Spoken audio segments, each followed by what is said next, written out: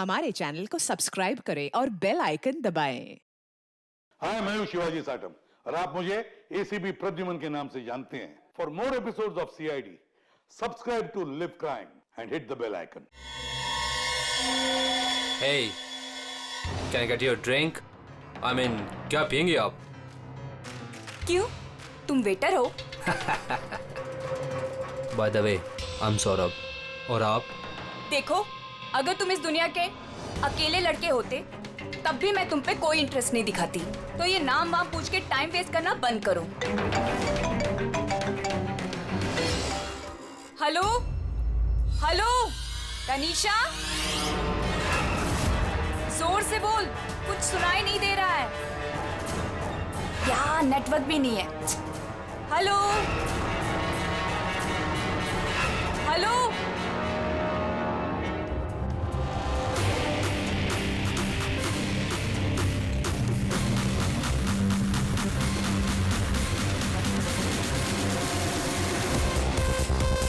Can you hear me? Tanisha, network कैसे चला गया?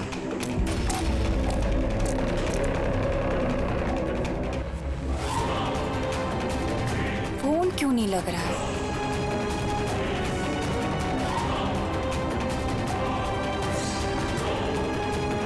हेलो आयशा, आयशा तुम्हें मेरी आवाज आ रही है?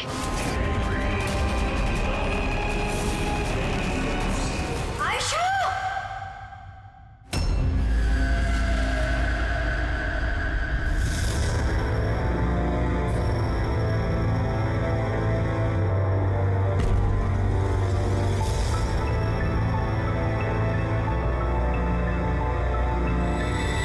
कैसे हुआ ये सब? हाँ? पता नहीं सर, ये सब कैसे हुआ। एक कॉल अटेंड करने के लिए बाहर गई और जब वापस आई तो ये सब। तुम्हारे अलावा और कौन कौन दोस्त है आयशा के यहाँ पे?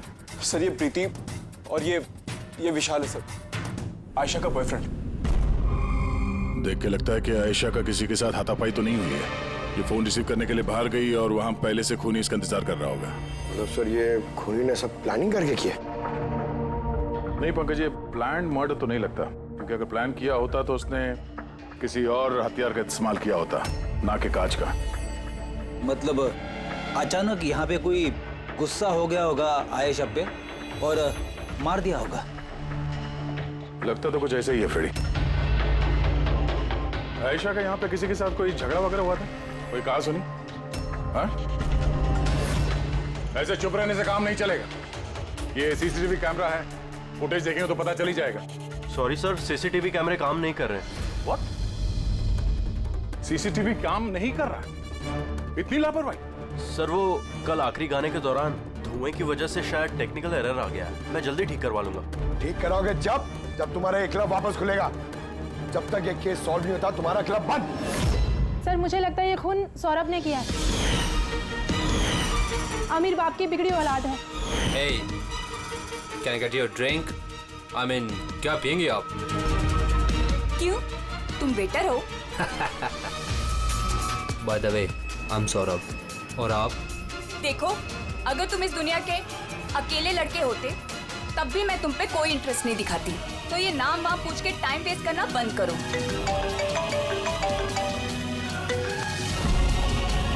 और जब आयशा ने उसे टेढ़ा जवाब दिया तो वो गुस्से में उसके पीछे पीछे बाहर तक गया था। सौरभ कहाँ? सर वो तो नहीं है। तुमसे कहा था ना मैंने, कोई भी इस क्लब से बाहर नहीं जाएगा। सर जाने नहीं दिया, शायद वो जुर्म करने के बाद ही चला गया, आयशा के अंदर आने से पहले। आयशा और सौरभ बाहर किस तरफ गए थे? सर उस तरफ।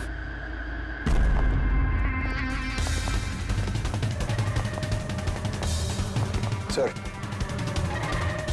खून का निशान।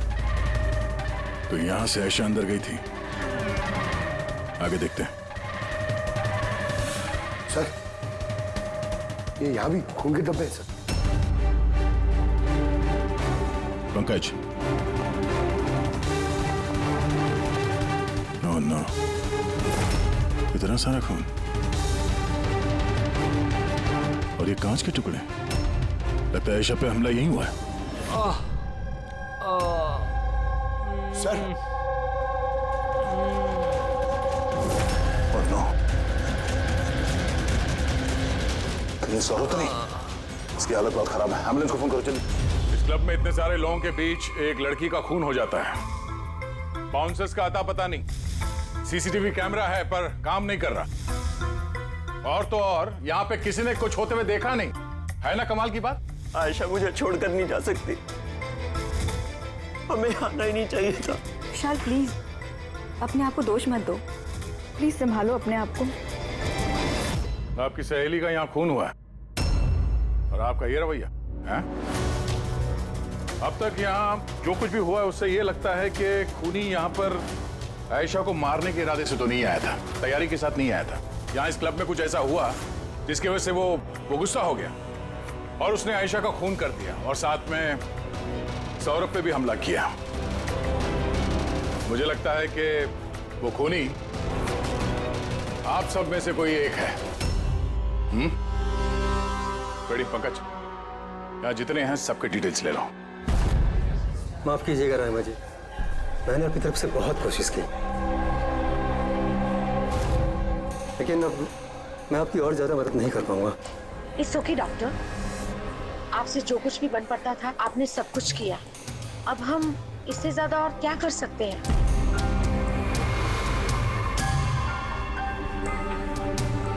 What happened, doctor? आप ठीक है ना? Yeah, I'm fine. Uneasy feel हो रहा है। Excuse me. कहाँ जा रहे हैं आप? मैं जरा वॉशरूम होकर आता हूँ। तनिषा, आयशा की मौत से पहले तुम्हारी उसके साथ फोन पर बात हुई है ना? तो क्या उस फोन कॉल के बारे में हमें कुछ डिटेल में बता सकती हो? सर, डिस्को में म्यूजिक लाउड होने की वजह से ना मैं ज्यादा कुछ सुन नहीं पाई। हाँ, पर उसको ये कहते हुए सुना। क्या हो रहा है, बता क्यों नहीं रहे हो? दर्द हो रहा है क्या? डॉक्टर के पास लेके जाओ। ये क्या कर रहे हो तुम? मतलब आयशा ये सब उस खूनी से कह रही थी? सर, उससे भी ज्यादा हैरानी की बात तो ये है कि आयशा का खूनी उसे कह रहा था वहां से भागने के लिए। बड़ी अजीब बात है। खूनी आयशा को भागने के लिए कहता है और आयशा को खूनी की चिंता है। तनिषा, एक बात बताओ, क्या उस आवाज को पहचान सकोगी जिससे आयशा बात कर रही थी? नहीं सर। सर, लेकिन अगर खूनी को आयशा की इतनी चिंता है तो फिर उसने उसे मारा क्यों? वही तो, खूनी को विक्टिम की चिंता है और विक्टिम को खूनी की चिंता।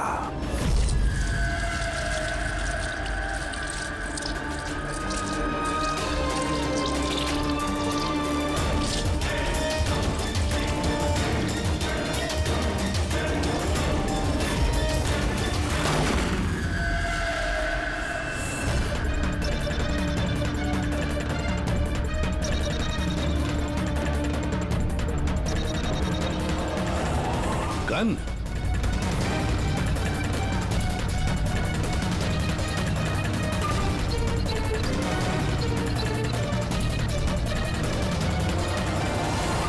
सर, इसके सर पे जो गोली लगी है उसके अलावा इसके पूरे शरीर पे कहीं भी चोट के कोई निशान नहीं है। ऐसा लगता है कि खूनी अचानक यहाँ पे आके इन पे गोली चला दी। ऐसे हुआ होगा। ये देखो, यहाँ भी खून है। एक बात समझ में नहीं आ रही सर, खूनी गन यहाँ छोड़ के क्यों गया? वो तो अपने साथ लेके भी जा सकता था गन को। वही तो बड़ी अजीब बात है कि खूनी ये गन यहाँ क्राइम सीन पर छोड़कर क्यों गया?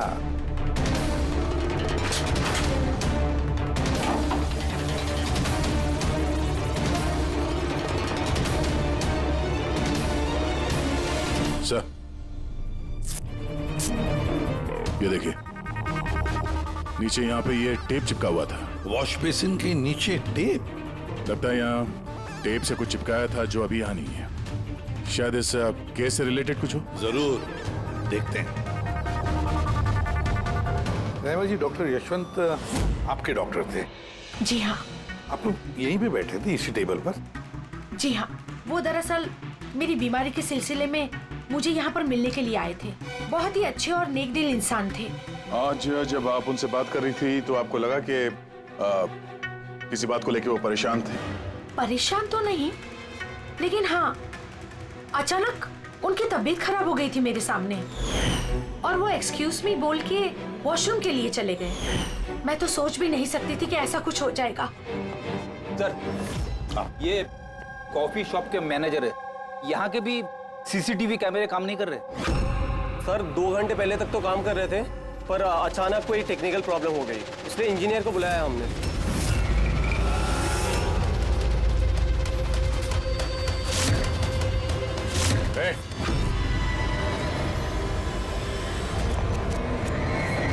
रुको जरा यहाँ ना। हेलो सर, कैसे हो आप? मेरा हाल चाल छोड़ो, अपने सुनाओ। तुम दोनों यहाँ क्या कर रहे हो? वो ऐसे ही टहलने आए थे। कॉफी शॉप में टहलने आए थे? कल रात तुम्हारी सहेली का खून हो गया, तुम्हारा दूसरा दोस्त रो रो के उसका बुरा हाल है, और तुम दोनों यहाँ कॉफी शॉप में टहलने आए। तो यहाँ पर भी एक खून हो गया। ये कैसा संयोग है, हैं? सच में संजोगी है सर, क्योंकि हम तो जानते भी नहीं कि डॉक्टर यशवंत है कौन। हेलो, ले आओ उसे ब्यूरो में। Okay ji, okay, thank you very much. पता है पंकज, बहुत सारे लोग थे डिस्को में जब आयशा का खून हुआ, और एक एक का फोन ट्रैक करना कि मर्डर के वक्त आयशा और यशवंत के पास तो नहीं था कोई। ये मेरी तो आंखें दर्द करने लगी है।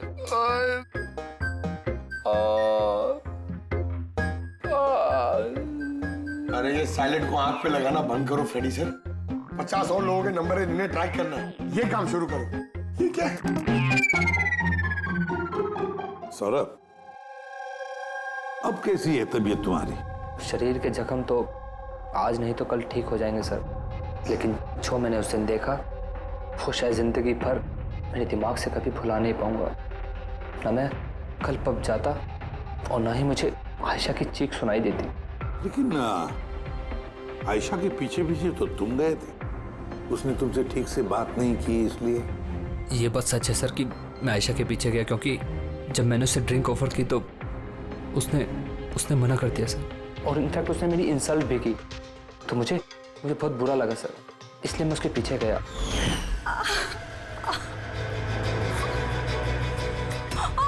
किसने किया ये सब? चलो तुमको हॉस्पिटल लेके चलता हूँ। हे रुक आओ। और फिर? मुझे अभी भी याद है कि सर, जब मैंने उसकी कलाई पकड़ी तो बिल्कुल भी नॉर्मल नहीं थी, वो आम इंसानों जैसी कलाई थी ही नहीं। मुझे बिल्कुल अजीब सा एहसास हुआ सर।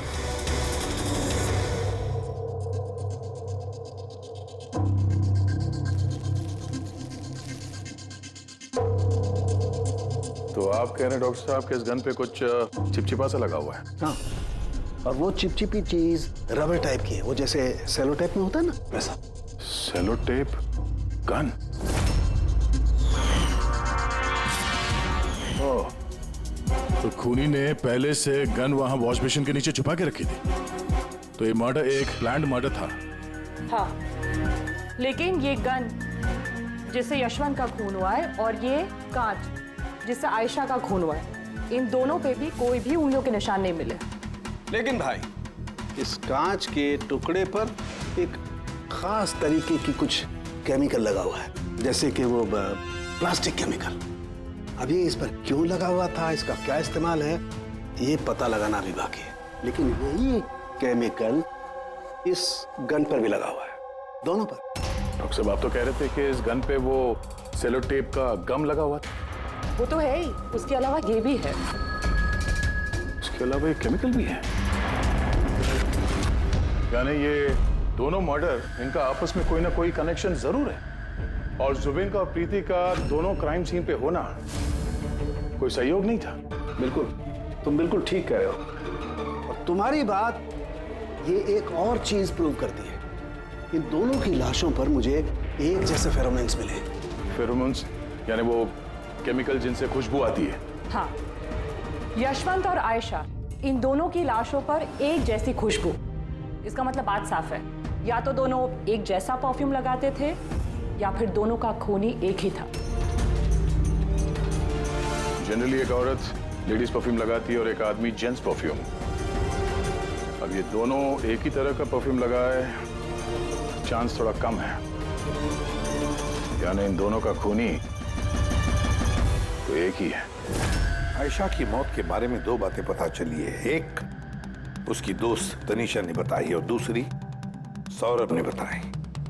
तनीषा ने बताया कि खूनी ने आयशा को वहां उस पब में से भाग जाने के लिए कहा। अब दुनिया में ऐसा कौन सा खूनी है जो जिस इंसान को मारने गया है उसी से कहता है कि तू यहां से भाग जा?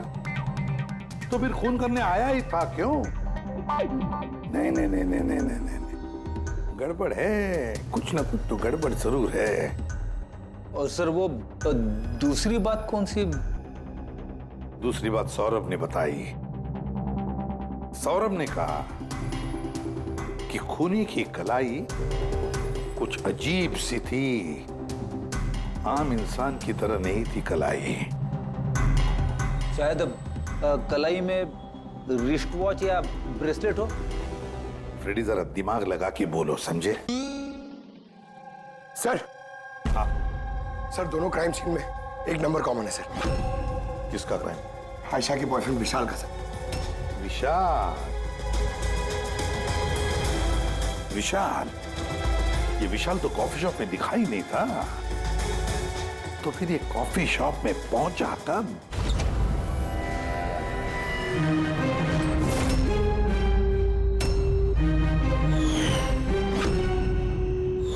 रहमा जी, आप और यहाँ? अब सर ये मेरा ही घर है, लेकिन आप लोग यहाँ पर कैसे? डॉक्टर यशवंत के खूनी के बारे में कुछ पता चला? रहमा, ये लोग कौन है? सीआईडी ऑफिसर्स हैं। सर प्लीज आप लोग आइए ना, प्लीज कम। सीआईडी? और सर ये मेरे हस्बैंड हैं और ये मेरा छोटा बेटा संदीप। और बड़ा बेटा विशाल, वो कहाँ है? लेकिन बात क्या है सर? मनन जी, बात यह है कि हमें शक है कि डॉक्टर यशवंत और आयशा के खून में हमें लगता है शायद विशाल का कोई हाथ है। ये आप क्या कह रहे हैं? आरोप साबित नहीं हो पाया, किसी को पकड़ नहीं पाया, तो किसी को भी फंसा देंगे आप? देखिए, सीआईडी का काम है मुजरिम तक पहुंचना, ना कि किसी बेगुनाह को पकड़ के केस बंद कर देना। अब जरा प्लीज विशाल को बुलाइए। भैया खून नहीं कर सकते, अब प्लीज उन्हें पकड़ के लेके नहीं जाना। संदीप बेटा, हम तुम्हारे भैया को पकड़ने नहीं आए और ना हम ये कह रहे हैं कि तुम्हारे भैया ने कुछ किया है। हम तो तुम्हारे भैया से कुछ सवाल करने वाले हैं, और क्या। आप लोगों को मुझ पर शक है? एक मिनट विशाल, तुम अंदर जाओ, मैं इन सीआईडी वालों को तुम्हें परेशान नहीं करने दूंगा। देखिए, सीआईडी के काम में दखल देना भी एक जुर्म है, इसलिए प्लीज हमें अपना काम करने दीजिए। विशाल,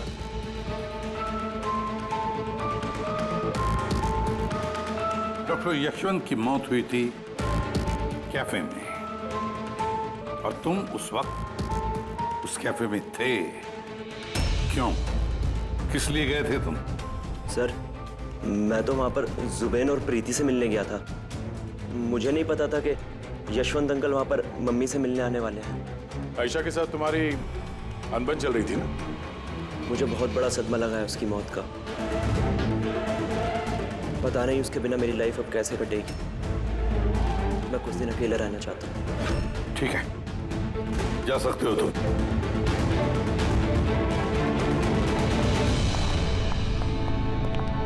अरे, आप लोग फिर से यहाँ पे भी? कभी कभी अपने घर पे जाते हो कि नहीं? हमेशा विशाल के आसपास ही नजर आते हैं। नहीं सर, ऐसी कोई बात नहीं है। एक्चुअली बहुत उदास है ना आजकल, तो हमने सोचा कि उसके साथ ही रहें। बहुत जिगरी दोस्ती है, हाँ? जुबीन, प्रीति, विशाल, कड़ी नजर रखनी पड़ेगी इन तीनों पर।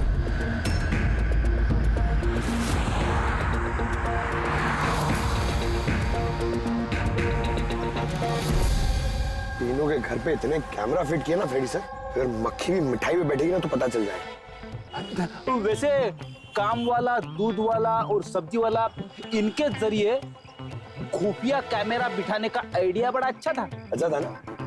मेरा नहीं था, दया सर का था। अच्छा हाँ, और उन्होंने हम दोनों को यहाँ बैठा दिया ताकि हम यहाँ का सीसीटीवी फुटेज रिकॉर्ड करें।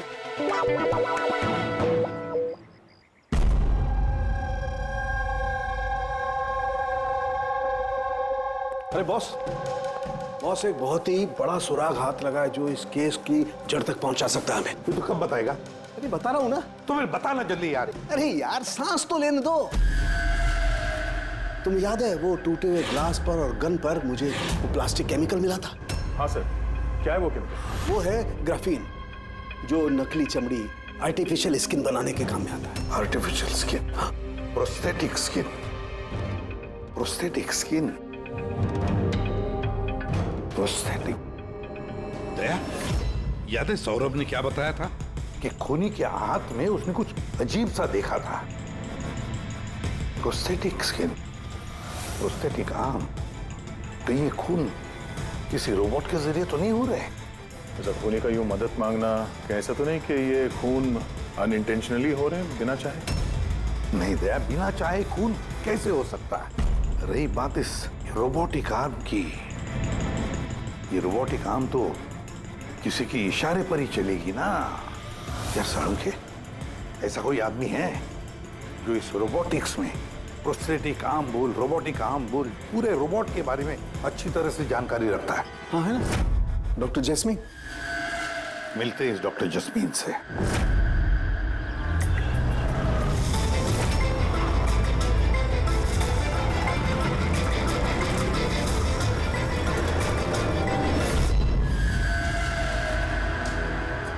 डॉक्टर जस्मीन, हम ये जानना चाहते हैं कि अगर ये ऐसा वाला प्रोस्थेटिक हाथ लगाया हो, रोबोटिक आर्म, तो क्या वो आर्म, वो हाथ किसी दूसरे के इशारे पर काम कर सकता है? मतलब नकली बाजू लगाया गया है ए को, लेकिन इस बाजू से क्या काम करवाना है इसका कंट्रोल ए के पास नहीं बल्कि बी के पास है। क्योंकि हमें शक है कि इस केस में खूनी खून अपनी मर्जी से नहीं कर रहा है, कोई और उससे करवा रहा है। सर ये सुनने में जितना मुश्किल है दरअसल नामुमकिन नहीं है। जैनिश, जरा दामिनी को अंदर भेजो। हाँ, वही मरीज जिसका कल टेस्ट हुआ था। मरीज?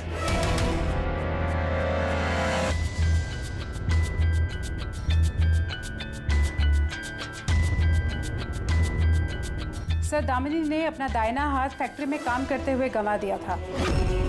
हाँ सर, मशीन में आ गया था मेरा हाथ, इसलिए हमने इसे ये लू काम लगाया है जिसका कंट्रोल इंसानी दिमाग के पास ही है। एक नकली बाजू इंसानी दिमाग के जरिए काम कर रहा है, मगर कैसे? सर, साइंस ने बहुत तरक्की कर ली है। ये योला यानी लूक आर्म अपने आप में एक नया और पहला आविष्कार है। मान लीजिए इसमें एक चिप है, या यूँ कहिए इसमें एक सॉफ्टवेयर है जो इंसान के दिमाग की फ्रीक्वेंसी को पकड़कर ठीक वैसे ही काम करता है जैसे एक नॉर्मल ह्यूमन बीइंग का हैंड, उठना, बैठना, चलना, ये सभी कमांड्स को समझता है। ग्रेट, साइंस ने वाकई बहुत तरक्की की है। वाकई रोबोटिक आर्म।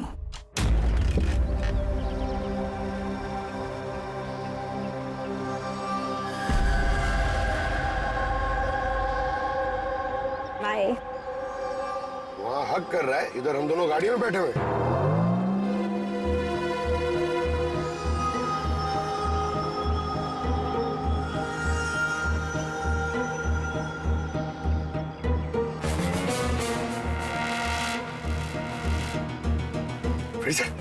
ये विशाल तो प्रीति के घर जा रहा है।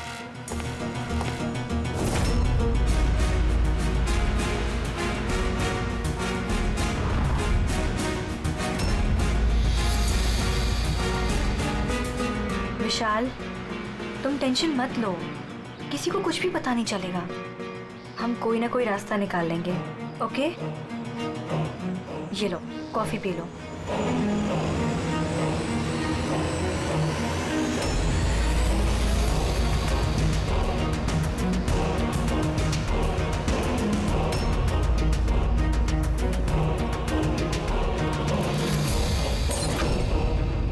विशाल? Preeti, are you okay? प्रीति,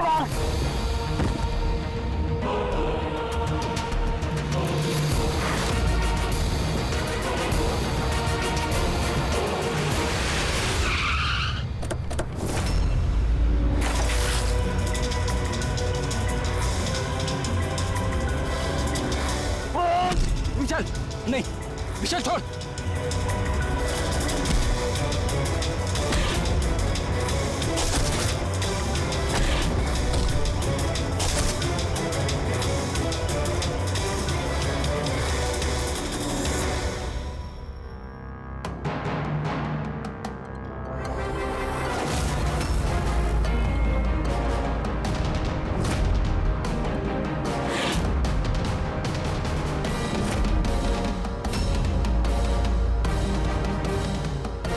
मैं मानता हूँ आयशा और डॉक्टर यशवंत का खून मेरे ही हाथ से हुआ था। तुम यहाँ क्या कर रहे हो? क्या हुआ? क्या हो रहा है ये? मुझे नहीं पता क्या हो रहा है मेरे हाथ को। कुछ प्रॉब्लम? क्या हो रहा है बता क्यों नहीं रहे हो? डॉक्टर के पास लेके जाओ। ये क्या कर रहे हो? ये क्या कर रहे हो? आयशा भागो यहाँ से, भागो! मैं बोलता हूँ ना भागो! आयशा!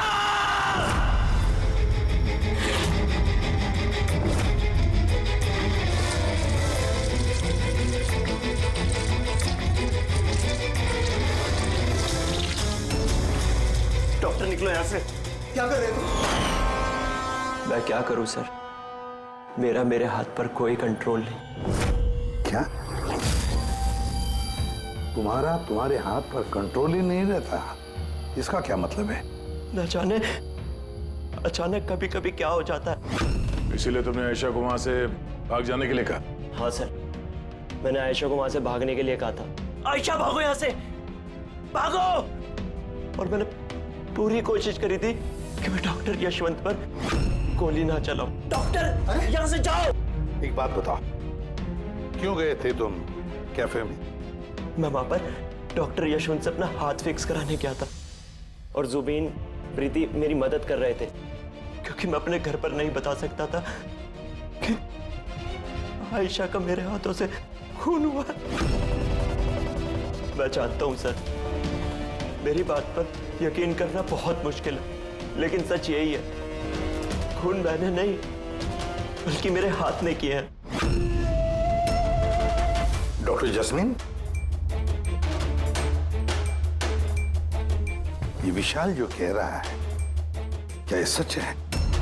मेरा मतलब है, क्या ये मुमकिन है कि एक रोबोटिक आर्म अपना ही दिमाग डेवलप करता है और फिर उसी दिमाग को लगा के कुछ भी कर सकता है? चांसेस कम है सर, मगर हाँ, अगर हाथ के अंदर लगे सॉफ्टवेयर को कोई हैक कर ले तो ऐसा हो सकता है। क्या प्रोस्थेटिक हाथ में लगा हुआ सॉफ्टवेयर हैक किया जा सकता है? हाँ दे, हैक हो सकता है, पॉसिबल है। जब हैकर इस नकली हाथ की चिप हैक कर लेता है तो ये नकली हाथ उस आदमी के दिमाग से नहीं चलता जिसके शरीर में ये लगा है, बल्कि ये नकली हाथ चलता है हैकर के दिमाग से।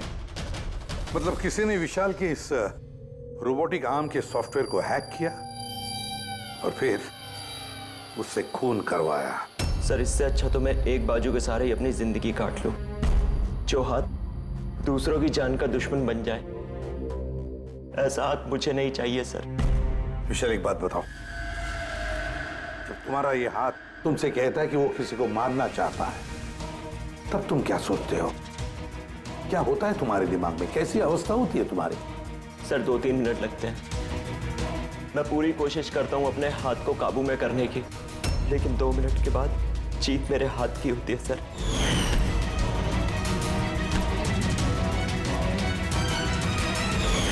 चिंता मत करो, अब हम तुम्हारे इस रोबोटिक आर्म के अंदर एक ट्रांसमीटर फिट करेंगे, जिससे हमें पता चलेगा कि वो किसी को मारना चाहता है या फिर किसी और से उसे इशारा मिल रहा है कि जाकर खून करो। ये भी हमें पता चल जाएगा। वैसे एक बात बताओ विशाल, ये तुम्हारा असली हाथ गंवाया कैसे? सर, मैं पिछले साल खंडाला जा रहा था और एक रोड एक्सीडेंट।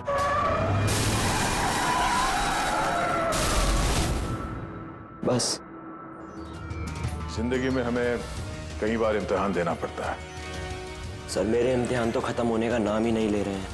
जब नकली हाथ के साथ जिंदगी जीने की आदत डाली तो उसी नकली हाथ ने मेरी जिंदगी बर्बाद कर दी। विशाल, तुमसे वादा करता हूं कि ना तुम्हें एक हाथ के साथ जिंदगी गुजारनी पड़ेगी और ना ही वो असली मुजरिम आजाद घूम पाएगा।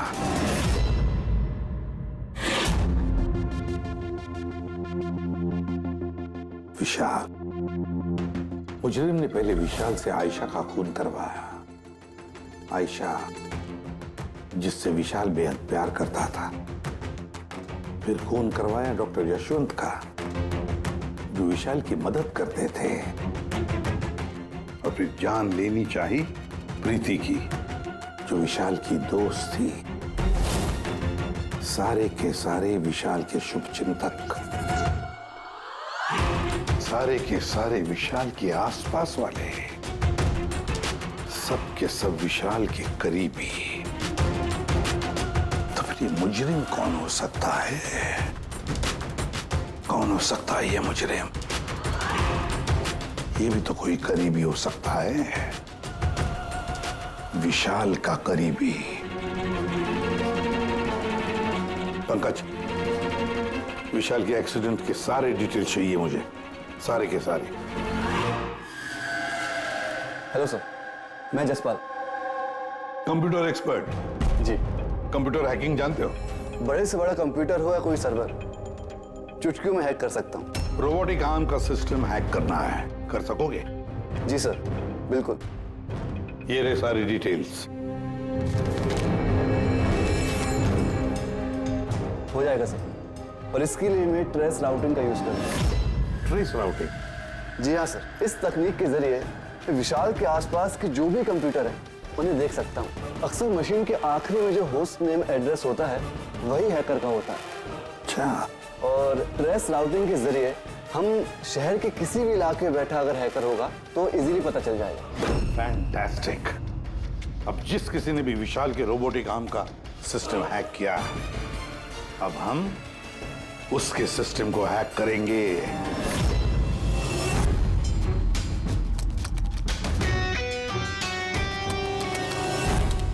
ये देखिए सर, इस वक्त विशाल के आसपास ये सारे कंप्यूटर चालू हैं और इन्हीं में से एक कंप्यूटर है उस हैकर का।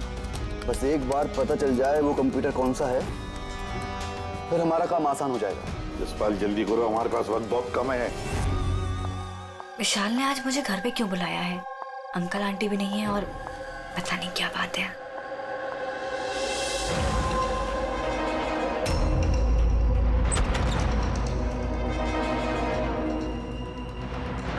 विशाल, विशाल। प्रीति, यार तुम जानते हो तुम्हें मुझसे खतरा है, उसके बाद भी तुम यहाँ पे दोबारा आ गई। विशाल, तुमने तो मुझे फोन करके यहाँ बुलाया। मैंने? हाँ। मैंने कब बुलाया? तुमने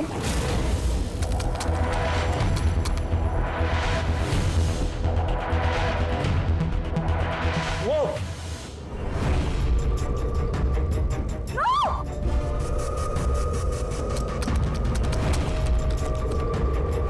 भागो यहाँ से। विशाल, विशाल प्लीज भागो यहाँ से। Vishal please, Vishal, Vishal please.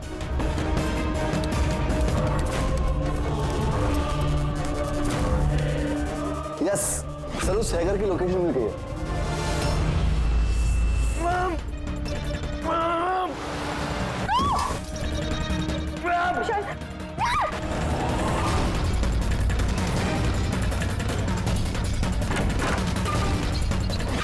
Sir आप यहाँ पे।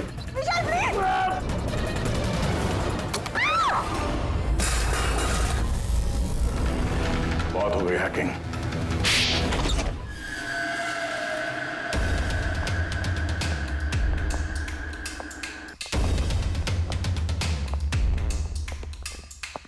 फिर आ गए आप लोग।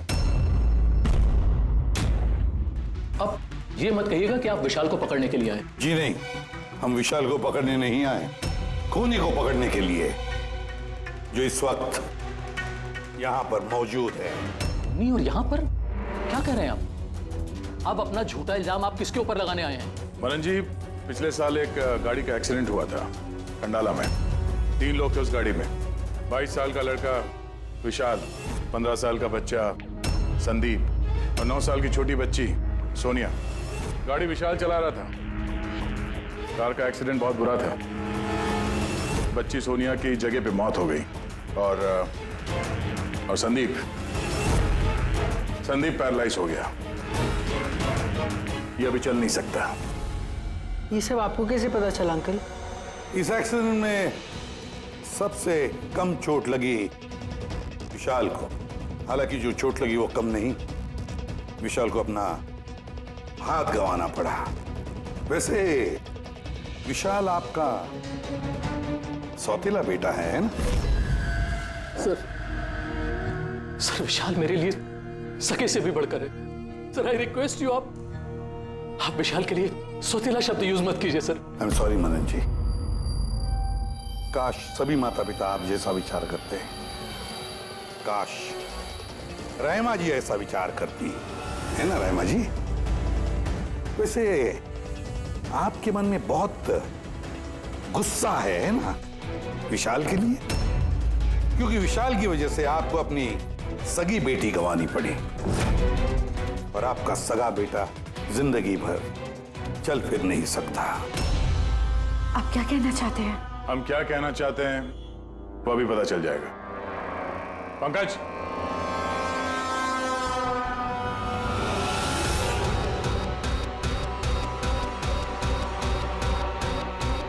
सॉरी आंटी, लेकिन मैंने इन्हें सब कुछ बता दिया कि आप ही के कहने पर मैंने ये सब किया। मैंने ही उन सॉफ्टवेयर्स को हैक किया था और मैंने सभी जगहों की सीसीटीवी कैमरास को भी हैक करके बंद किया।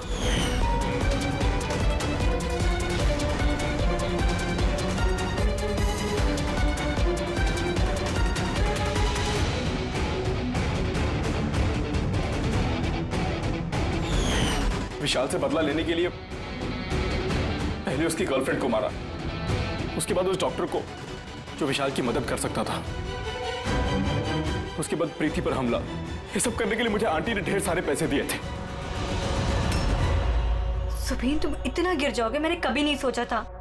चलिए, सच्चाई अब आप सबके सामने आ ही गई है, तो मैं आप सबको यह भी बता दूं कि मैं तुम्हें मारने के बाद खुद मनन को भी मारने वाली थी, क्योंकि जिस तरह से मेरे अपनों ने चोट खाई है, मैं भी चाहती थी कि विशाल भी उसी दर्द से गुजरे, उसे भी उतनी ही तकलीफ हो। वो एक्सीडेंट था, एक गलती। गलती? तुम्हारी एक गलती की वजह से मेरी पूरी जिंदगी में अंधेरा छा गया। तुमने लापरवाही से गाड़ी चलाई और सजा किसको मिली? मुझे और मेरे बच्चों को। मम्मी, मैंने हमेशा तुम्हें मां नहीं भगवान समझा। अगर ये सब करके तुम्हें सुकून मिल रहा था तो मुझसे एक बार कहा तो होता, मैं अपनी जान दे देता। मुझे तुम्हारी जान नहीं चाहिए थी, मैं तो तुम्हें जीते जी दुख भरी जिंदगी देना चाहती थी। और आप सब मुझे दोष नहीं दे सकते, क्योंकि मैंने जो कुछ भी किया वो मैंने ममता के लिए किया। रहमा जी, मां इतना हल्का शब्द नहीं जो किसी औरत को मुजरिम बना दे। अरे मां तो वो होती है जो सिर्फ अपने ही नहीं दूसरों के बच्चों को ममता, प्यार और स्नेह से देखती है। विशाल भले तुम्हारा सगा बेटा नहीं था, लेकिन बेटा तो था ना, वो तुम्हारे परिवार का हिस्सा था। वो कोई मां अपने बेटे से बदला कैसा ले सकती है? हाँ? वो भी इस तरह का बदला। दो लोगों को जाने गंवाई पड़ी। नहीं रायमा जी, बहुत गलत किया तुमने, बहुत गलत। कानून तुम्हें कभी माफ नहीं करेगा, कभी माफ नहीं करेगा। कड़ी से कड़ी सजा होगी तुम्हें।